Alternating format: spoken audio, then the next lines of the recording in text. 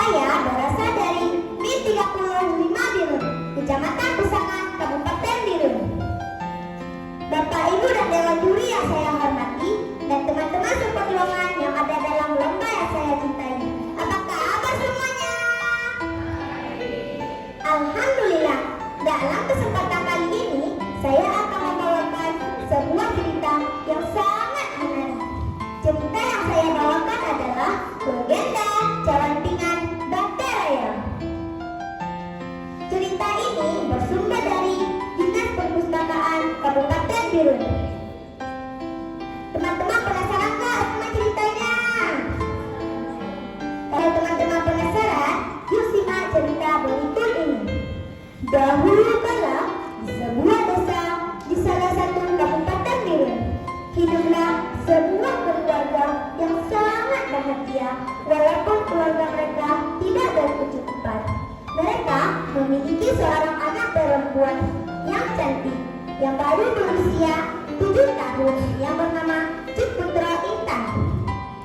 Pekerjaan orang tua Putro sehari-hari adalah mencari kayu bakar di hutan. Kayu bakar tersebut selalu mereka kumpulkan untuk dijual agar mencukupi kebutuhan hidup. Putro selalu membantu kedua orang tuanya mencari kayu bakar di hutan. Dia tidak pernah mengeluh dengan nasib mereka, karena Putro sangat sayang kepada kedua orang tuanya. Suatu hari di pagi yang dingin, hujan menyelimuti desa tersebut. Terdengar dari kamar suara Putro memanggil ibunya. Ibu, ibu, Putro sakit perut, sambil memegang perutnya.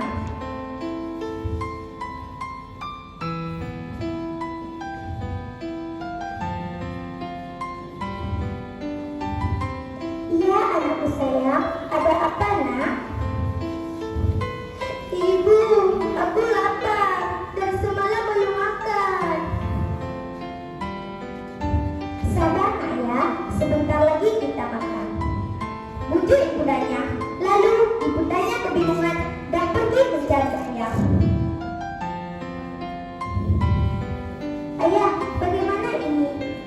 Anak kita lapar dan benar semuanya habis, ucap ibu Putro.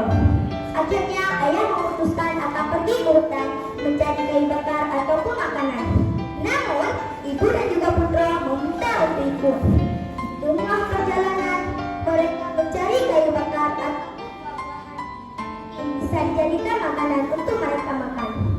Namun sudah jauh mereka berjalan, tapi belum menemukan apa-apa. Ayah, bagaimana? Kita sudah jauh berjalan, namun kita belum juga menemukan kayu ataupun makanan. Kasihan Putro, dia sudah sangat kelaparan, ujar ibu Putro kepada suaminya. Iya Bu, sabar, kita usahakan terus sampai dapat. Allah tidak akan menyia-nyiakan usaha kita kalau kita bersungguh-sungguh tanpa banyak mengeluh. Insya Allah, Allah akan menolong kita. Ingat, ada kata-kata bijak, manjada wajada. Siapa bersungguh-sungguh pasti dapat. Jadi jangan cepat putus asa ya Bu. Baiklah ayah, ibu ikut ayah saja. Lalu tiba-tiba Putro menyuruh dengan suara lantang, ayah, ibu, di sana ada batu besar. Kita bisa beristirahat di sana. Teriak Putro sambil menunjuk ke atas batu besar di bawah pohon yang sangat besar. Mereka pun beristirahat di atas Bakteraya. Sampai malam tiba, dalam tidurnya Putro didatangi seorang kakek yang bersorban, tinggi dan bersih, bercahaya wajahnya sambil memegang tongkat di tangannya.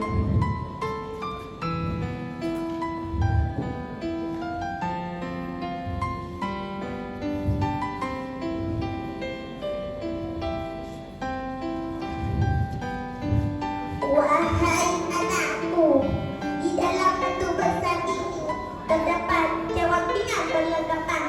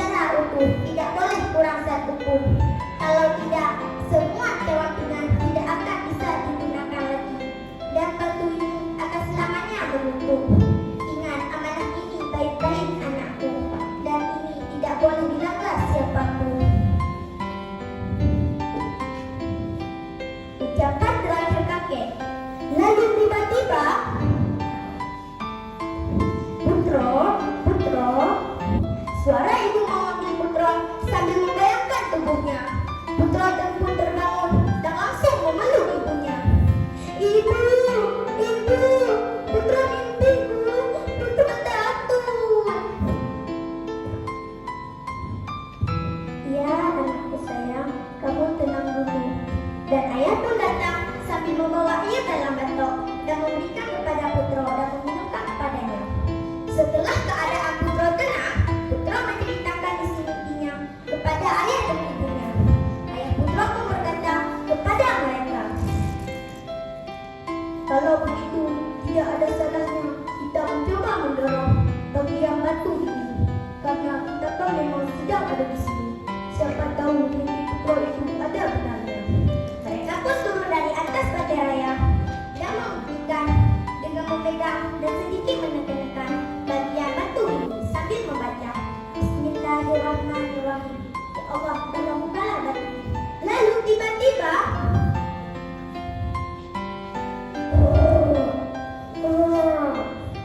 suara menggelegar dari pergeseran batu besar. Mereka pun sangat takjub saat melihat isi dalam batu begitu banyak cawang dan perlengkapan rumah tangga lainnya. Mereka pun mengambil beberapa dan menjualnya ke kota untuk membeli beras dan lauk pauk. Mereka pun menyampaikan berita gembira ini kepada tetangganya. Tidak berapa lama, berita tentang keluarga Putro dan cawan pinggan Bateraya begitu cepat menyebar dari mulut ke mulut. Setiap hari ada saja warga yang berdatangan ke rumahnya untuk mendengar cerita penemuan cawan pinggan Bateraya di tengah hutan. Kepada setiap warga yang datang, Putro menceritakan bagaimana dia bisa mendapatkan itu semua. "Putro, apakah kamu boleh meminjam cawan pinggan untuk acara gendung pernikahannya orang tua?" tanya salah satu warga. "Boleh Cuko, tapi barangnya harus segera dikembalikan setelah acara kenduri 7 hari," jawab Putro. "Kenapa harus secepat itu? Itu kan terlalu terburu-buru. Apakah tidak boleh lebih dari itu?" Putro dan orang tuanya memberikan penjelasan kepada warga yang bertanya, seperti yang diamanatkan sang kakek. Barang jawab pinggan pinjamannya harus segera dikembalikan setelah acara kenduri 7 hari dan secara utuh. Kalau tidak, semua jawab pinggan tidak akan bisa digunakan lagi dan batu ini akan selamanya runtuh. "Oh ya, baiklah, kami akan menjaga amanah ini dengan baik supaya kita semua bisa menggunakan cawan pinggan untuk keperluan acara kenduri kita." Dan warga pun mengucapkan terima kasih kepada Putro dan keluarganya. Hari berganti bulan, bulan berganti tahun, tahun demi tahun, silih berganti. Warga sekitar masyarakat sudah berubah. Setiap ada acara kenduri, mereka para ibu berduyun-duyun mengambil cawan pinggan di Bateraya. Ada yang mengambilnya dengan kain seperti menggendong bayi, dan ada juga yang mengambilnya dengan mengangkat ke atas kepala setelah cawan pinggan dimasukkan ke dalam bilik atau baskom. Mereka tidak lagi merasa kekurangan saat melaksanakan acara kenduri, karena semua cawan pinggan dan perlengkapan rumah tangga lainnya sudah tersusun, sudah dilengkapi oleh Bateraya. Ternyata setelah generasi ke generasi berikutnya, warga masyarakat sudah mulai melanggar amanah sang kakek. Mereka tidak lagi mengembalikan cawan pinggan secara utuh.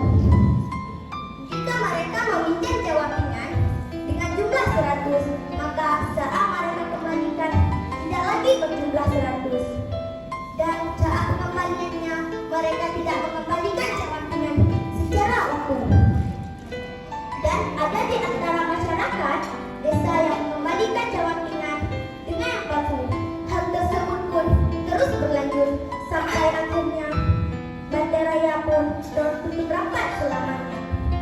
Pada saat itu, masyarakat tidak bisa mengambil cawan pinggan di Bateraya. Akhirnya mereka pun menyesal. Namun nasi sudah menjadi bubur. Semua penyesalan tiada guna. Pada saat itu, Bateraya hanya tampak seonggok batu yang tidak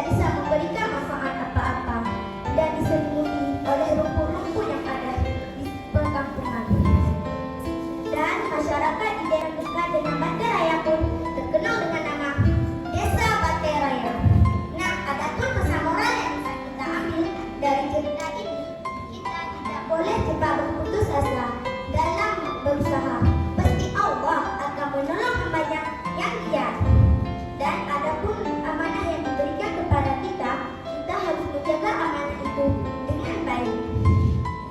Nah, segini dulu ya cerita tentang legenda Jawa Pingan Bandaraya. Semoga apa yang Mila sampaikan bisa bermanfaat bagi kalian semua.